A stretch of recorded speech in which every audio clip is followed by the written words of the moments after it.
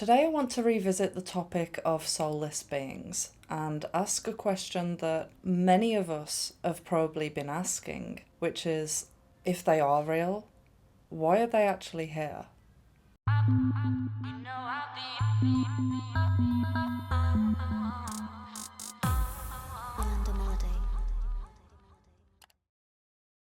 I want to start this video with a huge disclaimer that when I speak about soulless beings, or also known as NPCs, non-player characters, I'm not necessarily referring to people that have a different opinion to me, or people that I don't like. I think that's often where this belief system can get very skewed. The concept is that soulless beings are literally what it says on the tin. They are humans that do not have a soul. Some people believe that the majority of people walking this earth are actually soulless. And that's a really controversial thing to say. But I will say this. I have gone into crowded areas before, and I have sensed someone's soul from meters away from me. And I'll give examples in this video just to give extra context, but the way that I would define someone who is soulless is literally an energetic thing. It's not necessarily that someone is bad, that someone has different political beliefs to me. There have been people that I've met that I don't actually like, or people who I've fallen out with that I've been very close to, but I would still tell you, they in particular have a soul. And you might be wondering, how can you tell? Well, I don't know about any of you guys. A lot of you probably can relate to this, but I have always had the ability to feel energy extremely strongly. I suppose nowadays people would call me an empath. I personally think putting a label on it is like a little bit cringy, but that's just my opinion. It helps to give context, I understand that. Personally, I believe that all empaths are people who have a soul. The way I would describe an interaction with a soulless person is simply that there is no energy exchange that happens on a back and forth basis.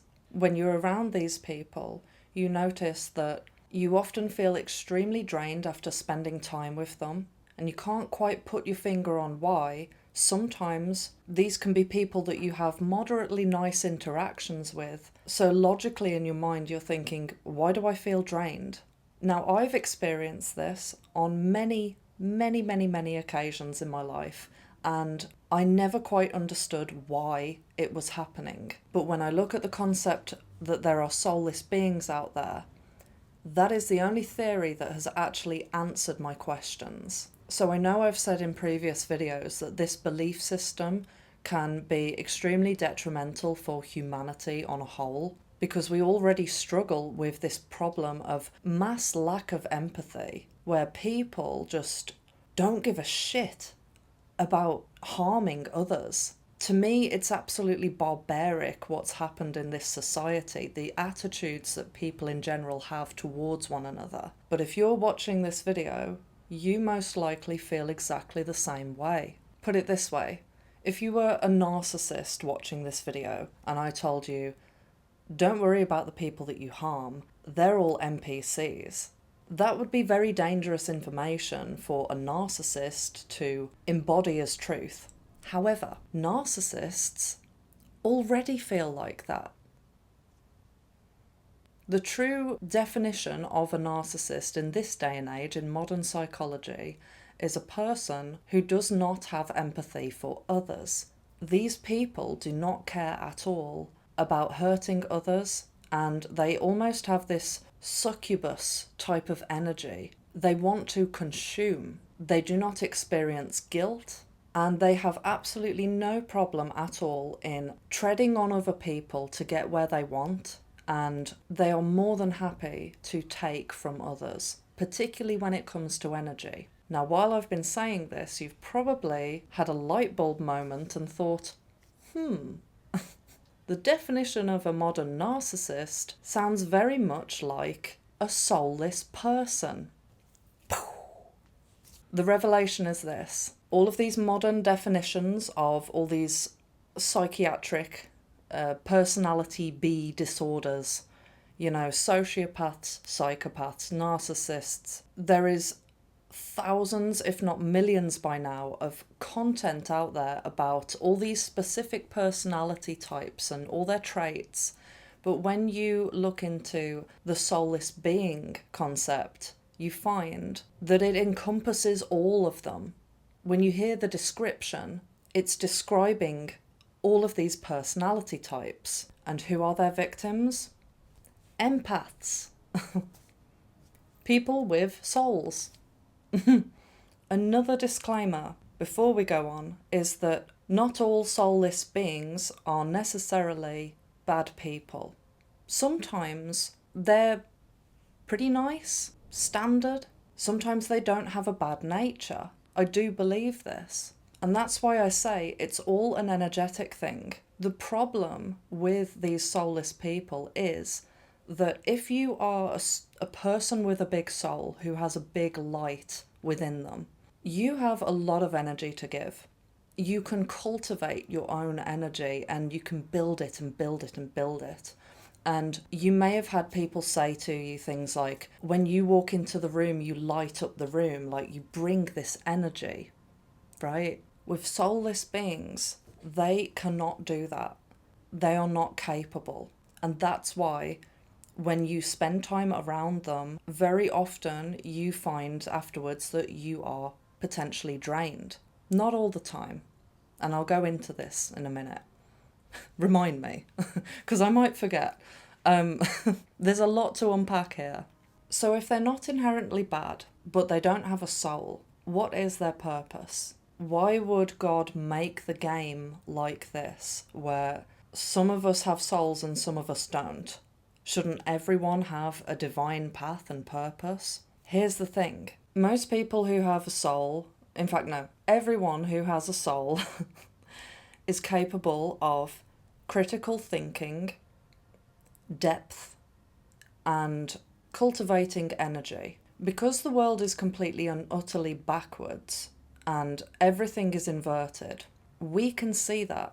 I'm sure most, if not all of you guys can relate to the experience of trying to talk about something deep, about the world, spirituality, life after death, and you almost get like a robot response from these soulless people. They seem completely and utterly incapable of conceptualizing what you're talking about, and sometimes it can trigger them, it can scare them. They change the subject.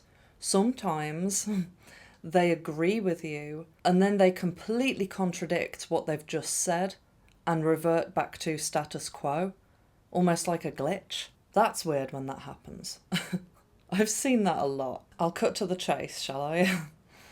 I believe that their purpose is mass gaslighting. That's what I believe it is. If you think about it, how easy would it be for you to be your true self if everybody around you was validating that? If you knew that you were fully accepted by everyone for being exactly who you are deep within your soul, there would be no challenge. And if you'd never had experience of someone challenging that, you wouldn't be so anchored in to who you truly are. You wouldn't have that strength to say, even when the whole world is telling you that you're crazy, you wouldn't have the strength to stand up and say, I'm not crazy. You are. Diamonds are made under pressure, as they say. And I do stand by it. I know it's very cliche, but it rings true. I believe that for some odd reason, we are on this earth as some kind of cruel test sometimes. I'm like, please, let me get off. I don't like this. But, you know, it has its extreme ups and downs. But ultimately, I believe that we're all being tested and our souls are being challenged to the nth degree. And what better way to do that than to put in loads and loads and loads of filler people. Oh, I know that sounds really bad. I'm going to run with it. Lots of NPCs that are hooked into the hive mind. Have you ever seen the film Cell?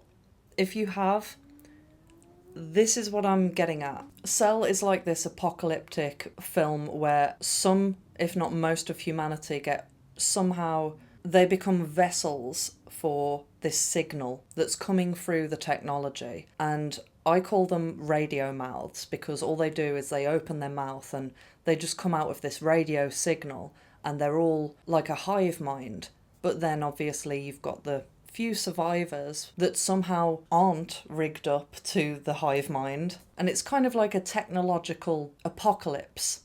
I don't know what's happening with my necklace, I'll sort it out in a minute, but I just see a pattern. I see a pattern of people that resonate with my message all seem to have had the same experience of the general public making them feel like they're crazy.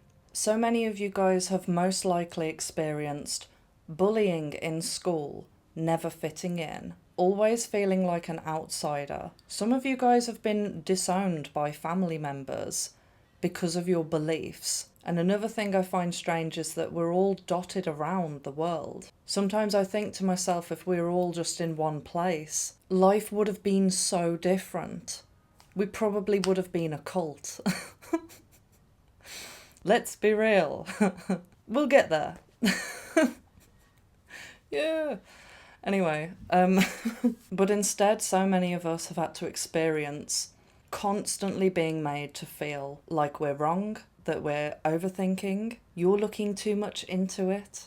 But I can tell you from personal experience that all of this adversity from normies, soulless beings, whatever you want to call them, all of it has really, really caused me to strengthen my sense of self. And for those of you that have felt bogged down by it, where you feel like it's actually made you close up your voice and become more shy and it's made you doubt yourself more, I just want to give you a concept. It's something to think about. I want you to ask yourself the question, if you get to the end of your life and you suddenly find out that all of these people that were doubting you and telling you that you're wrong were actually just soulless beings programmed into the hive mind, designed to make you gaslight yourself, how would that make you feel? Would you feel regretful that you didn't actually stay true to yourself and that you gave in to the hive mind? Or would you look back and think, well, that makes sense. I'm glad that I followed my truth. Just something to think about. This information is especially helpful for people who struggle with people pleasing. Oftentimes people who are people pleasers suffer from extreme empathy. And I say suffer because it is a form of sufferance. Being constantly plugged into other people's emotions and feelings and feeling as if you're responsible for other people's emotions is extremely taxing. But what if the whole time you were just being drained by empty vessels? Just saying. I think that might be the end of the video. I think I've said my piece for now. Oh wait, no. I was going to give examples, wasn't I? Actually, no, I did. Thank you so much to you guys who like, comment, share and subscribe. And I'll see you in the next video. Love you, bye. You know I'll be